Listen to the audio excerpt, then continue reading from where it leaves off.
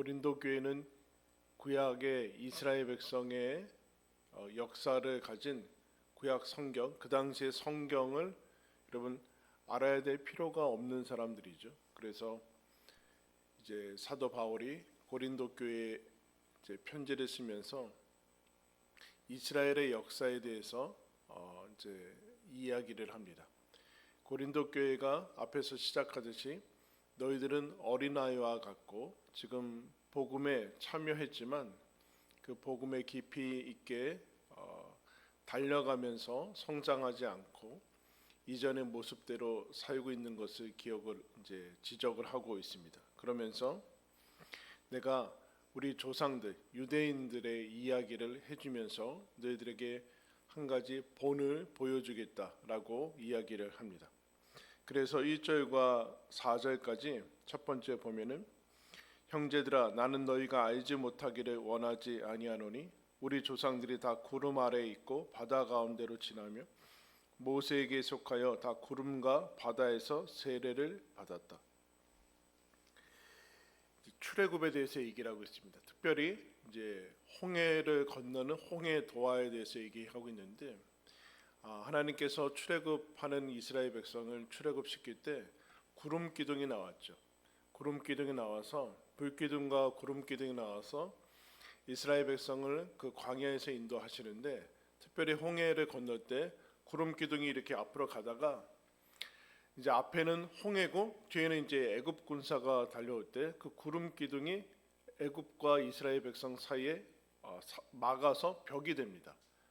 그래서 그 구름이 있는 뒤편에 애굽에는 흑암이 어둠이 이제 임하고 이스라엘 쪽에는 달이 밝아서 밝게 이제 흑암을 서로 구별을 해서 이스라엘 백성이 홍해를 건널 수 있게 해주시고 또 애굽 군대는 더 이상 전진하지 못하게 하는 것을 구름 속에서 하십니다. 또 구름이란 하나님의 임재, 내가 너희들과 지금 함께 하고 있다라는 것을 상징하는 하나의 그 상징적인 것인데 구름으로 인해서 어쨌든 하나님께서 이스라엘 백성을 인도하고 그들을 도우시는 것을 봅니다. 그 다음에 홍해를 건넜다라는 것을 2절 마지막에 어떻게 해석을 했습니까? 세례를 받은 것으로 해석을 합니다. 여러분 제가 교회 소식에 세례 얘기했지만 세례 받을 때 우리는 물을 어디에 뿌리죠? 머리 위에 하죠. 왜 그럴까요? 물에 들어가서 죽은 것이죠. 코 위쪽으로 올라가서 물에 찼다라는 것은 이전에 나는 죽고 예수 그리스도 안에서 새로운 삶을 새로운 사람이 되었다라는 것이 세례가 뜻하는 것입니다. 그래서 이스라엘 백성이 홍해를 건넜는데 바다를 건넜다라는 사람이 있을 수 있습니까, 여러분? 바다를 건널 수 있습니까? 통과했는데 즉 애굽에 홍해를 건너기 전에 이스라엘 백성과 홍해를 건넌 다음에 이스라엘 백성은 다른 사람이다라는 겁니다. 그게 세례입니다. 홍해를 마른 땅으로 건넜다라고 얘기합니다. 여러분 남자 장정만 60만 년 있죠. 60만 명이 갯벌을 건널 수는 없습니다. 여러분 서해 가보셨습니까? 그걸 어떻게 건넙니까, 여러분?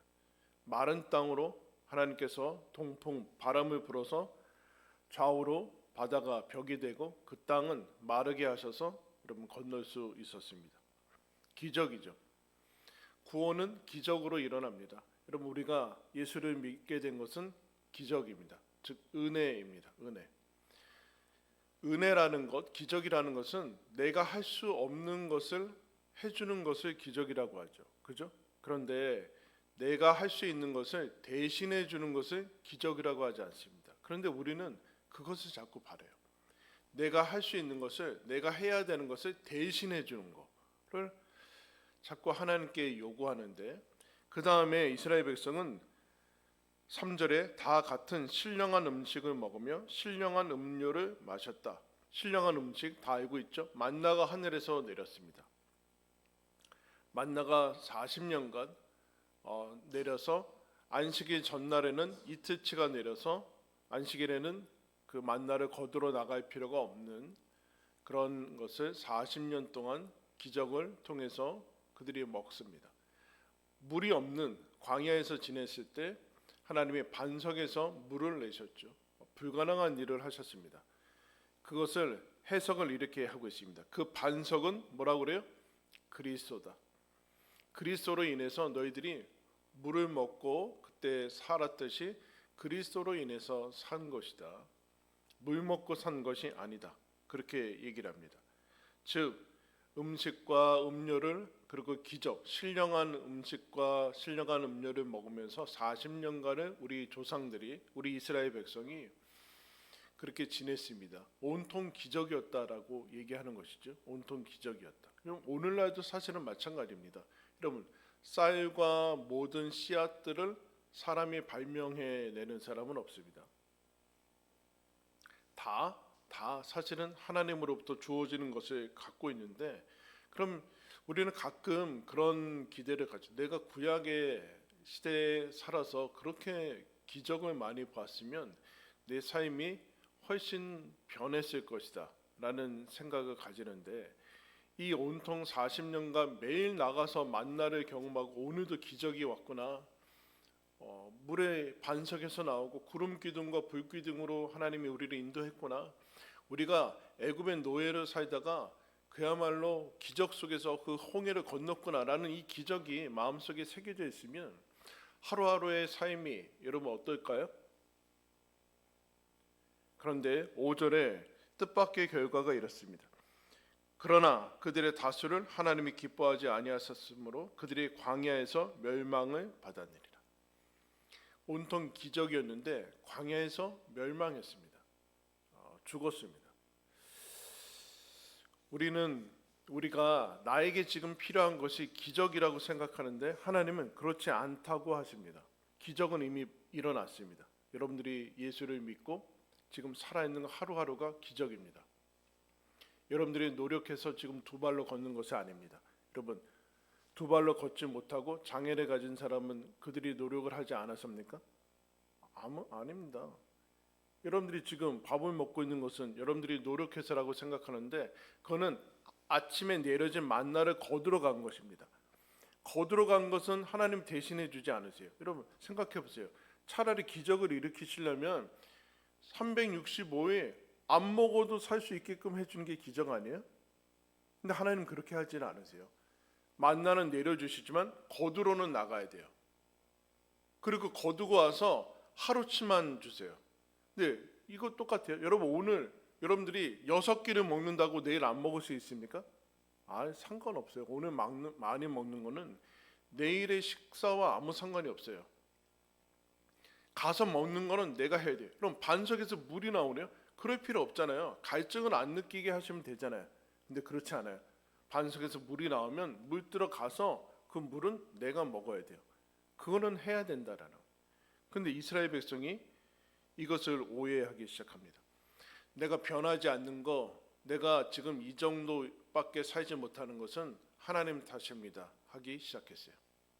내가 변하지 않는 거, 하나님의 뜻에 따라서 성숙하고 성장하지 않는 것은 당신 탓이지 내 탓은 아닙니다. 더 나아가서 내가 지금 먹고 살기 힘들어서 그렇지, 내가 밥이 안 나오고 밥만 제대로 나오고 그 물만 제대로 나오고 먹고 살 걱정만 없으면 하나님 뜻을 행하지 않겠습니까? 라고 이렇게 갔어요. 근데 그것이 거짓말이라는 것이 광야에서 나타났죠. 40년 동안 그들은 일을 할 필요가 없었습니다. 돈을 벌 필요가 없었어요. 그런데 그들은 하나님의 말씀을 지키지 않고 거기에서 멸망합니다. 그것을 이스라엘 백성의 예를 든 이유는 6절에 이러한 일은 우리의 본보기가 되어 우리로 하여금 그들이 악을 즐겨한 것 같이 즐겨하는 자가 되지 않게 하려 함입니다. 이것을 메시지 성경에서는 이렇게 번역했습니다.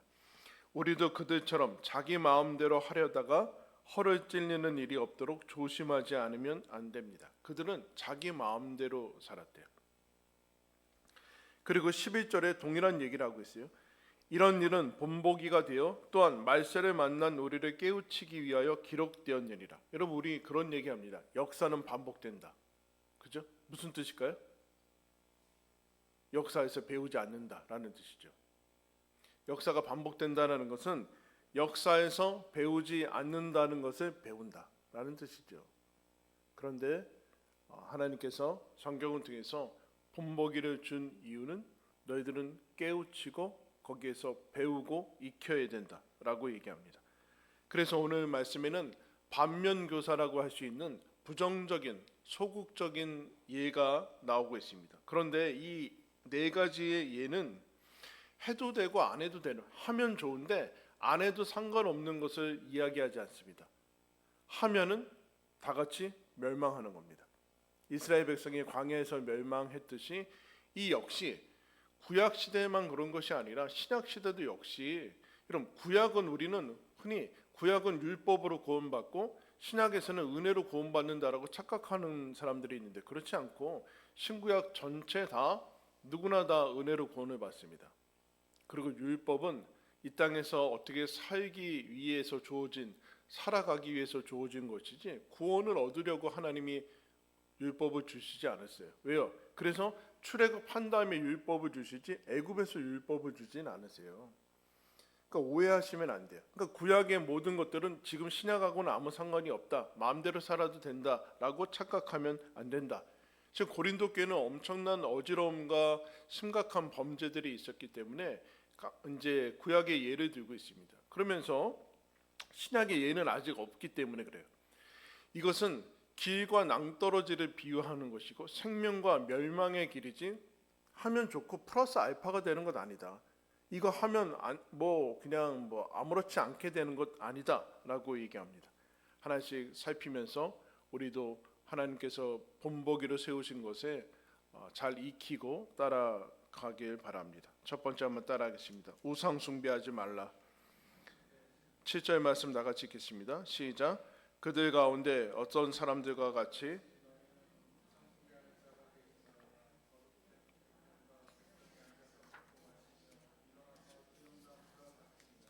여러분, 이스라엘 백성이 하나님을 믿어서 이렇게 왔는데 무슨 우상 숭배를 합니까? 그럼 우상 숭배는 누가 하는 거예요? 신앙인이 하는 거예요. 타 종교인이 우상 숭배하는 것이 아니라 하나님을 믿는 사람들이 다 우상 숭배를 하는 겁니다. 그 사람들은 아예 사실은 불신앙 가운데 있는 것이고, 그래서 여기서 예를 든 것이 출애굽기 32장의 말씀인데, 모세가 하나님 앞에 십계명을 받으러 갔습니다. 율법을 받으러 갔어요. 그들이 어떻게 살아야 되는지, 이 땅에서 어떻게 천국을 누릴 수 있는지 하나님께서 주시는 계명을 받으러 갔는데, 모세가 내려오지 않자 이 사람들이 불안에 떨기 시작했습니다. 그래서 아론한테 너희의 이제 이 사람은 모세죠. 어떻게 됐는지 알지 못하니까 너는 우리를 위해서 우리를 인도할 신을 만들어라. 그렇게 얘기해요. 신을 만들어내라. 그렇게 얘기해요.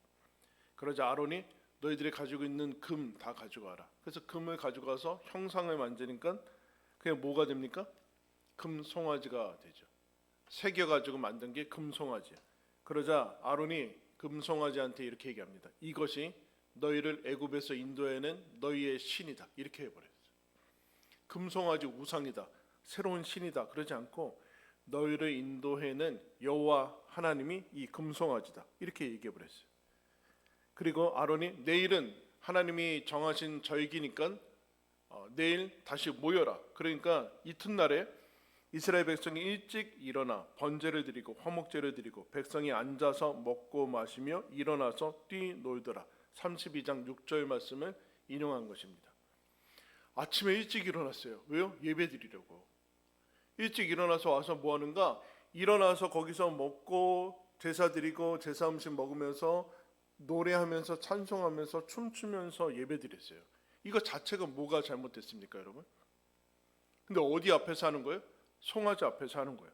송아지라는 것이 문제가 아니라 그들이 보이는 신을 이제 숭배하기 시작했다는, 보이는 신. 우리가 보이지 않는 신은 안 하겠다. 우리 눈앞에 파악되는 신을 섬기겠다는 얘기예요. 그러자 하나님이 모세한테 이렇게 얘기합니다. 그들이 내가 그들에게 명령한 길을 속히 떠나 자기를 위하여 송아지를 부어 만들고 그것을 예배했다. 자기를 위해서.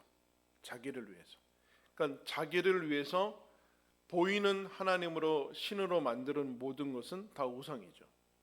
자기를 위해서 만드는 거예요, 여러분. 자기를 위해서. 보이는 것이 특징이에요. 보이는 것. 가시적인 게 특징입니다. 눈앞에 파악이 돼야 된다는 거예요. 메시지 성경에서는 이걸 이렇게 번역했습니다. 우리는 그들처럼 우리의 신앙을 떠들썩한 쇼로 변질시켜서는 안 됩니다. 쇼가 뭘까요? 기뻐야죠. 내 만족이 돼야 돼. 내가 기쁘고 재밌고 만족이 돼야지만 이걸 신앙이라고 생각하는 거예요. 이걸 진리라고 생각하는 거예요. 그래서 어디든 뭐 발달된 그런 나라일수록 대단히 예배를 세련되게 만듭니다. 뭐 조명, 제가 예전에 미국 갔을 때 교회만 탐방했는데 신기하게 미국은 블루 조명, 푸른 조명을 엄청 많이 쓰더라고요. 조명이 푸르스름하게 그게 신비로워서 그런지 몰라도 그 다음에는 뭐 좀 규모가 있는 데를 갔기 때문에 그렇지 엄청난 뭐 오케스트라와 뭐 이제 예배 음향과 탁월한 목소리를 가진 사람들이 싱어를 하고 들어가자마자 그냥 다 막 아무런 상관이 없어요, 여러분. 그게 신앙하고. 오늘날 우리나라도 그렇죠. 더 이상 갈 데가 없으니까 더 예배 음악들이 세련되어지고 엄청난 전공자들과 악기들이 도입이 되고 인간의 감정을 자극시켜야 되고 들어가기만 하면 마음이 막 뭉클해지고 눈물이 나고 아무 상관이 없다는 거예요. 자기 만족을 위해서라면 우상 숭배라는 거예요. 자기 만족을 위해서라면. 예배가 여러분 하나님을 위해서 있는 것이지 나를 위해서 있는 것이 아닙니다. 나를 위해서 여기 왔다면 이 자체가 우상 숭배인 것이죠. 어떤 것이든 우상으로 대치될 수 있습니다. 하나님이 주신 것 모든 것은 다 우상이 될 수 있습니다. 우상 숭배하지 마시기 바랍니다. 두 번째 8절 말씀 다 같이 읽겠습니다. 그들 중에 어떤 사람들이 음행하다가 하루에 23,000명이 죽었나니 우리는 그들과 같이 음행하지 말라. 따라하겠습니다. 음행하지 말자. 여러분 이스라엘 백성이 광야에서 음행을 했어요. 지금 그래서 이게 민수기 25장에 나와 있는데 민수기 25장에 이스라엘 백성이 시딤이라는 곳에 머물러 있었는데 거기에 모압 이제 이방 민족이 있었습니다. 모압이 섬기는 신이 바알보올이라는 신인데 바알보올 그 신에게 제사 드릴 때 우상 숭배하는 그 신에게 이방 제사를 드릴 때 그 모압 여인들이 이스라엘 남자들을 초청해요. 유혹해서 우리 같이 가자. 그때 이스라엘 백성 남자들이 여기에 참여합니다. 그래서 바알보올에 참여한 자가 되니라 그렇게 얘기하고 있어요. 그래서 민수기 25장 1절에 그 백성이 이스라엘 백성이 모압 여자들과 음행하기를 시작하니라. 이것은 이방 제사에 참여해서 음행을 하는 거예요.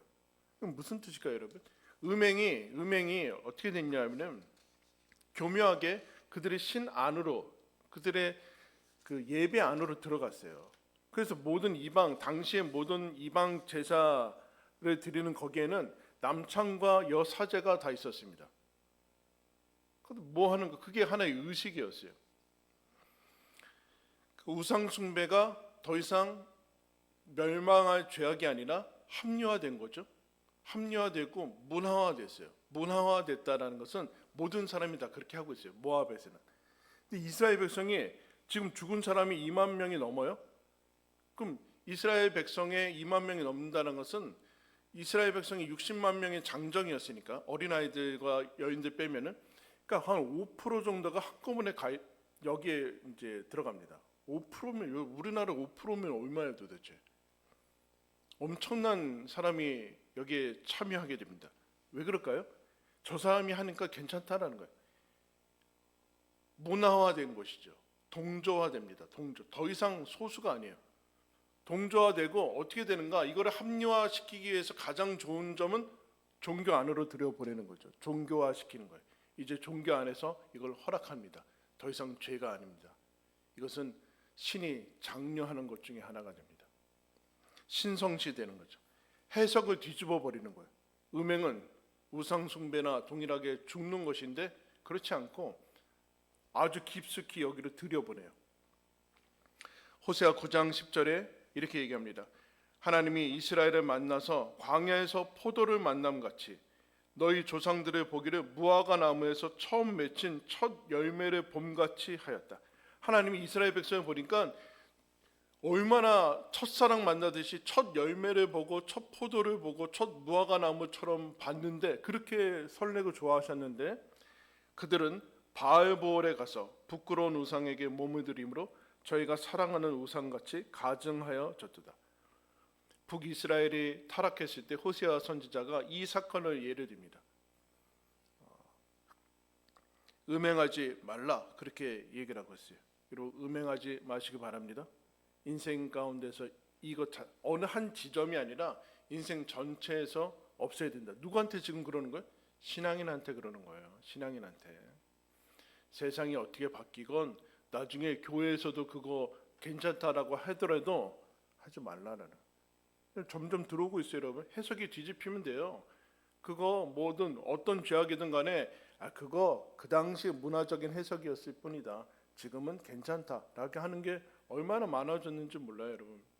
한 세기 전만 해도 전혀 가능하지 않았던 것들이 오늘날에는 엄청나게 많이 가능해진 것들이 태반이에요, 여러분. 교회에서도. 예전에 여러분 한 세기 아니라 우리 한 4, 50년 전만 해도 시골에 가면 그런 게 있어요. 당회력에 누구누구 주일 성수하지 않음. 술 먹고 교회 빠졌어. 그러면 가서 징계한다니까요. 성찬 한 달 금지. 요새는 무슨 딴 교회 가면 되지. 그래서 우리는 어떻게 됐어요? 더 성숙하고 더 행복해졌습니까? 아니죠. 더 망가졌어요. 더 망가졌어요. 세 번째 따라하겠습니다. 주를 시험하지 말라. 9절 그들 가운데 어떤 사람들이 주를 시험하다가 뱀에게 멸망하였나니 우리는 그들과 같이 시험하지 말라. 이것은 민수기 21장의 사건을 얘기를 듣고 있는데 백성이 호르산에서 출발하여 홍해길을 따라 에돔 땅을 우회하려고 했는데 우회하니까 에돔이 별로 이스라엘 백성을 좋아하지 않았거든요. 형제 아닌 형제였으니까 원수 같은. 돌아가려고 하니까 이렇게 기록하고 있어요. 길로 말미암아 백성의 마음이 상하니라. 백성이 모세와 하나님과 모세를 향하여 원망하였다. 길 돌아가니까. 그러면서 이렇게 얘기했어요. 왜 우리를 애굽에서 인도해내서 이 광야에서 죽게 하는가? 여기는 먹을 것도 없고 물도 없도다. 우리의 마음이 이 하찮은 음식을 싫어하노라. 무슨 음식이에요? 만나 아니에요? 먹을 게 없다는 거 거짓말이죠. 물이 없다는 것도 거짓말이에요. 하찮은 음식, 이 만나만 먹기 싫은데 왜 또 길도 돌아가냐 하면서 원망하기 시작했을 때 그때 이스라엘 사막에서 뱀이 나와서 수많은 사람들을 이제 죽입니다. 그때 그 이후에 하나님께 기도하니까 하나님이 놋뱀을 만들어서 뱀에 물리는 사람들 놋뱀 쳐다보면 살아났죠. 이게 주를 시험하는 것인데 그럼 주를 시험하는 것은 무엇인가? 출애굽기 17장에 이스라엘 자손이 여호와의 명령대로 신 광야에서 떠나 노정대로 행하여 르비딤의 장막을 쳤으나 백성이 마실 물이 없는지라. 백성이 모세와 다투어 이르되 우리에게 물을 주어 마시게 하라. 모세가 그들에게 이르되 너희가 어찌하여 나와 다투느냐? 너희가 어찌하여 여호와를 시험하느냐? 물이 없었어요.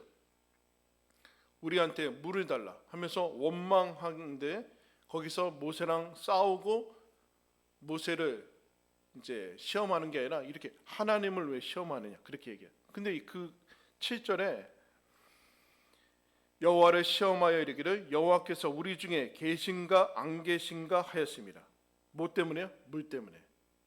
이런 물 가지고 하나님이 계시냐 안 계시냐를 따졌어요. 하나님이 계시면 물이 없을 수 있냐? 하나님이 계신 게 뭐냐 도대체 이렇게 나왔습니다. 뭐 가지고? 물 가지고. 오늘날 바꾸면 뭘까? 돈 가지고.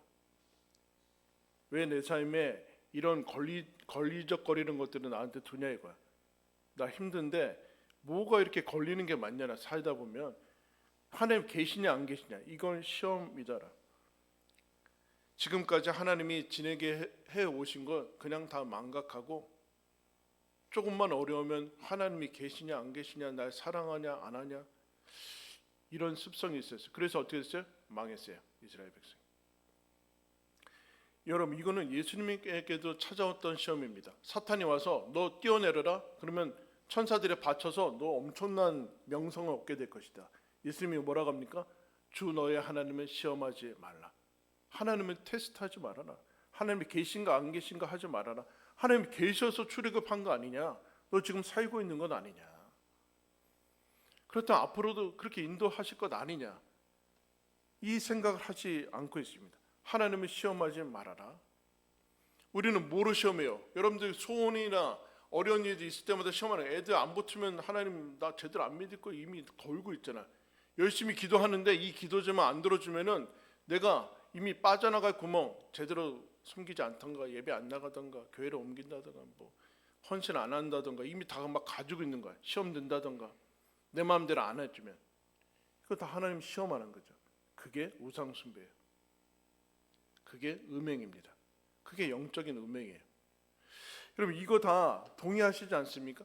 어떻게 하나님을 시험하고 우리가 우상 숭배 음행이라는 것 다 좋은데 이건 엄청난 죄악이지라고 인식하지만 이것의 뿌리는 무엇인가? 10절 우리 다 같이 한번 읽겠습니다. 시작.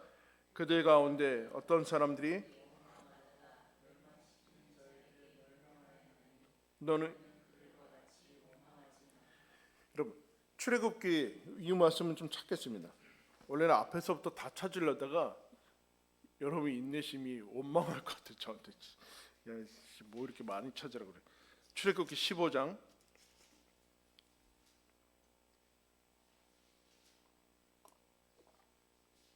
출애굽기 15장 24절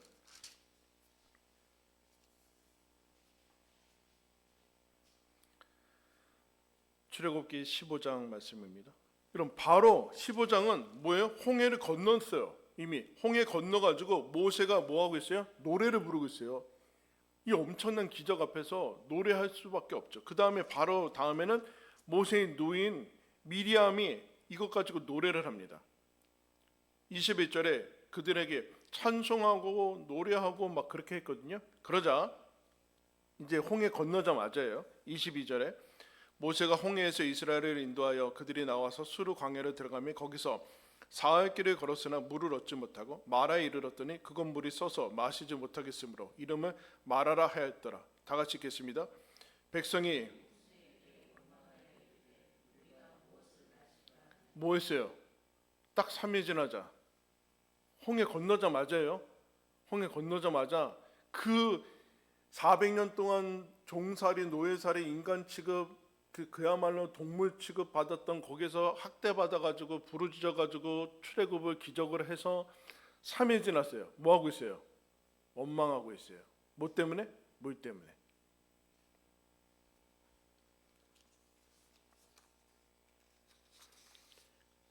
그럼 정신 차려야 될 거 아니에요? 16장 바로 밑에 있죠. 이스라엘 자손의 온 회중이 엘림에서 떠나 엘림과 시내산 사이에 있는 신광야에 이르니 애굽에서 나온 후 둘째 날 15일이라. 이스라엘 자손의 온 회중이 그 광야에서 모세와 아론을 뭐라고 그래요? 뭐라고 원망합니까? 3절에 이스라엘 자손이 그들에게 이르되 우리가 애굽 땅에서 고기 가마 곁에 앉아있던 때와 떡을 배불리 먹던 때 여호와의 손에 죽었다라면 좋았을 것을 너희가 이 광야로 우리를 인도해내어 이 온 회중이 줄여 죽게 하는도다. 왜 우리를 광야로 인도해서 우리가 거기서 그 노예살이 했을 때 죽었어야 되는데 그때 떡 먹고 있을 때 죽었어야 되는데 여기 광야로 와서 왜 우리를 죽게 하냐 이렇게 얘기를 하는. 뭐 때문에 지금 원망하고 있습니까? 물과 밥 때문에. 우리는 이거를 정상으로 여기고 있어요. 정상으로. 여러분 어떤 게 제일 심각한 범죄입니까? 우상 숭배입니까? 음행입니까? 여러분 원망하는 게 시작이에요. 원망하는 게 우상 숭배와 음행의 증상이 나타나는 것을 어떻게 할 수 있는가? 원망하는 것부터예요. 원망하는 거. 이게 결정적으로 민수기 14장에 가면은 하나님이 가나안 땅 보여주고 싶어가지고 너희 12지파 중에 대표 뽑아라 하면서 가나안 땅을 정탐하기 위해서 12지파의 대표를 보내거든요. 가데스 바네아에서. 그래서 하나님이 너무 보여주고 싶으니까 얼마나 기다렸던 땅입니까? 아브라함한테 약속한 땅이라서 가서 12명의 정탐꾼이 와서 뭐라고 합니까? 그 땅은 과연 적과 꿀이 흐르는 땅이다. 그러나 10명이 그러나 거기에는 안악 자손이 있고 거인과 같은 자손이 있어서 우리는 못 간다. 우리는 그들의 밥이다. 이렇게 얘기해요. 우리는 메뚜기와 같은 사람이다. 근데 거기 갔던 여호수아 갈렙만이 옷을 찢으면서 그러지 말아라. 거기 하나님이 도와주신 그 약속으로 주신 땅이니까 우리는 가서 들어가면 된다 하는데 그 10명의 정탐꾼이 얘기했던 소리를 듣고 이스라엘 백성이 밤새도록 통곡하였더라. 이스라엘 자손이 다 모세와 아론을 원망하며 우리가 애굽 땅에서 죽었거나 이 광야에서 죽었으면 좋았을 것을 그리고 서로 말하되 우리가 한 사람을 세워서 애굽으로 돌아가자 이랬습니다. 하나님이 보여주시고자 하는 땅을 보여주시는 그곳에서 우리 한 사람 세워서 애굽으로 돌아가자 원망하자 그랬어요. 그래서 하나님이 너희들이 도대체 언제까지 기적을 봐야지 나를 믿겠느냐. 그러면서 유명한 이 얘기를 하죠. 내가 너희들이 원망하는 말을 내가 들었노라. 그들에게 이르기를 여호와의 말씀에 내 삶을 두고 맹세하노라. 너희 말이 내 귀에 들린 대로 내가 너희에게 행할 것이다. 하나님이 귀에 들린 대로 행하겠대요. 그래서 여기서 40년을 이스라엘 백성이 광야에서 둡니다. 그리고 이 원망했던 사람들은 다 죽습니다.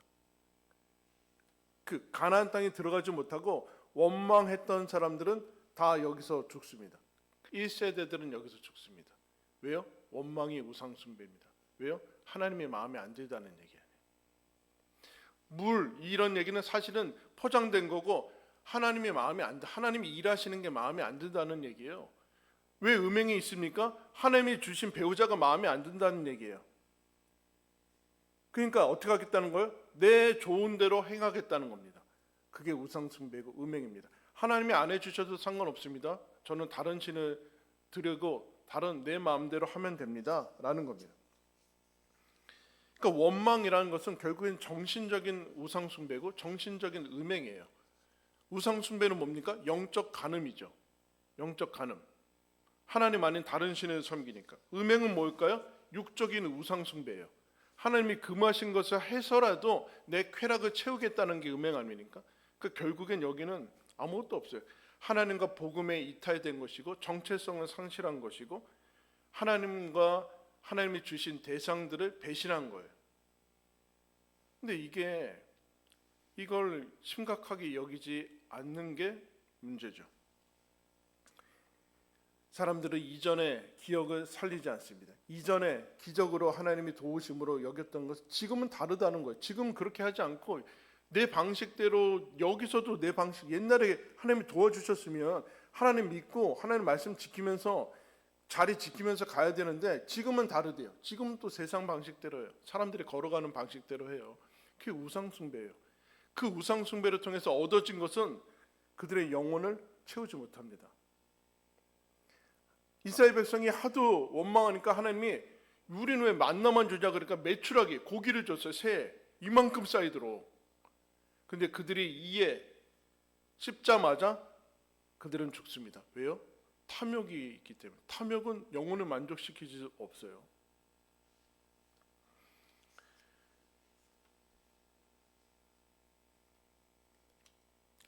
그래서 이 사람들의 특징, 이 죄악, 멸망의 악에 오염되면 어떻게 되는가? 기다리지 못해요. 조급증에 걸려요. 빨리 물 안 주고 빨리 먹을 거 안 주면 바로 원망이 나가고 마음에 들지 않으면 신도 바꿔버리고 우상숭배로 넘어가요. 이 조급증으로. 그래서 이들이 가진 복음은 무엇입니까?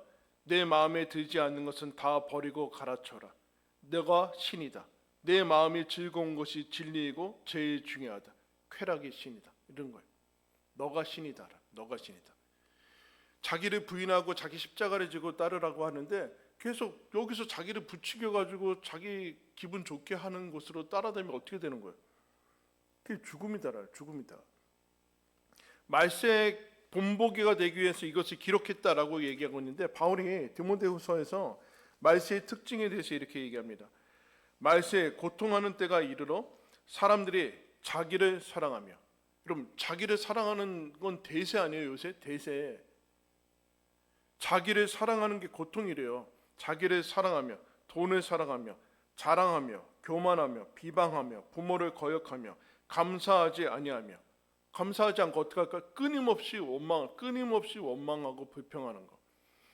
거룩하지 아니하며, 무정하며, 원통함을 풀지 아니하며, 모함하며, 절제하지 못하며, 사나우며, 선한 것을 좋아하지 아니하며, 배신하며, 조급하며, 자만하며, 쾌락 사랑하기를 하나님 사랑하는 것보다 더하며.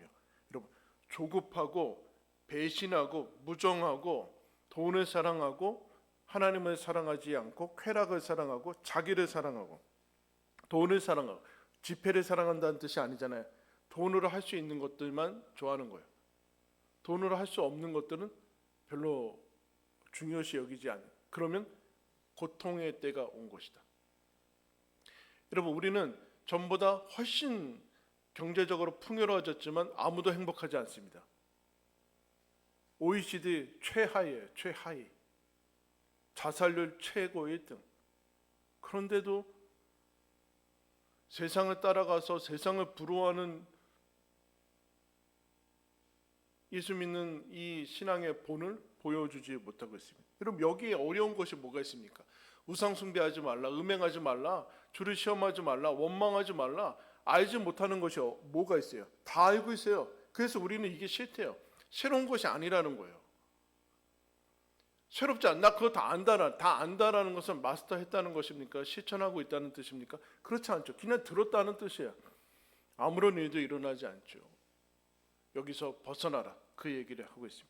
고린도 교회가 워낙 엉망인데 이제 시작이니까 이 부정적이고 소극적인 거, 그거 뭐 너무 기초적인 거 아닌가? 여러분, 기초적인 이것만 해도 그래도 어느 정도로 살 수 있어요, 여러분. 우상 숭배하지 않고 원망하지 않고 음행하지 않는 것만으로도 지금보다 여러분 한 엄청나게 세상은 바뀌고 내 삶이 바뀔 거예요. 사순절 기간 아닙니까? 사순절 기간 동안 훈련을 해야 돼요. 원망하지 않고 한번 살아보세요. 뇌가 바뀐다니까요. 뇌가 바뀌고 주변이 바뀌게 될 거예요. 이 원망 불평은 고질적인 습관이고 그냥 원죄나 마찬가지예요. 원죄나 에덴 동산에 마음에 안 들거든요. 보시기에 완벽했던 에덴 동산이, 이게 문제예요.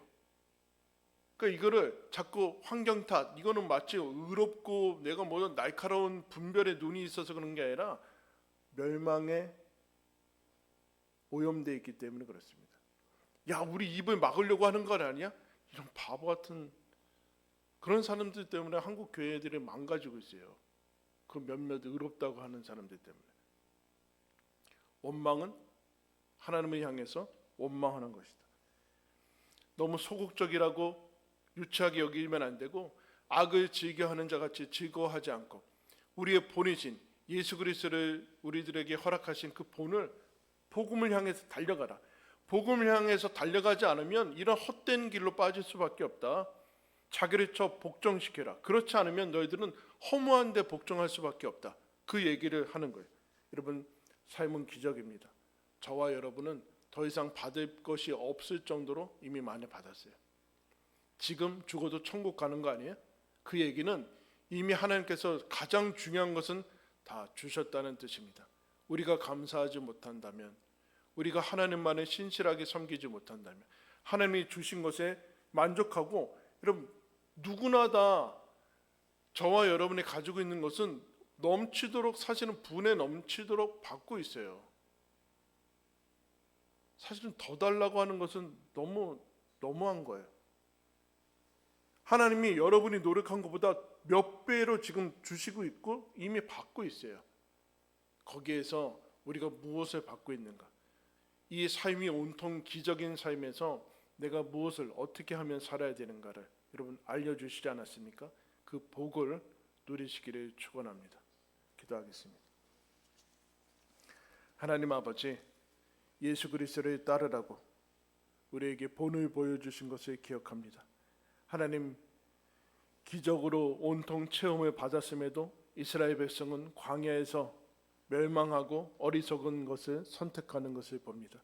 우리는 그와 같이 하지 않도록 우리를 부르셨으니 하나님 아버지, 주님께서 보이신 예수 그리스도의 본을 따라서 하나님이 우리에게 주신 삶을 누리며 하나님께 영광 돌리며 복음을 만끽하며 살아나갈 수 있는 은혜를 허락하여 주시옵소서.